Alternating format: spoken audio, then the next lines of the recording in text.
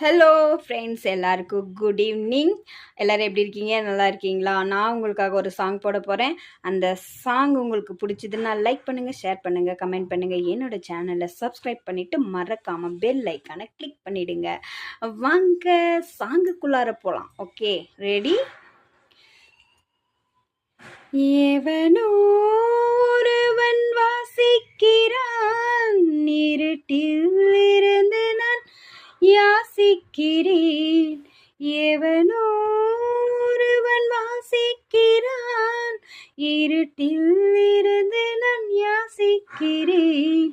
தவம் போல் இருந்து யோசிக்கிறேன், அதை தவணை முறையில் நேசிக்கிறேன்.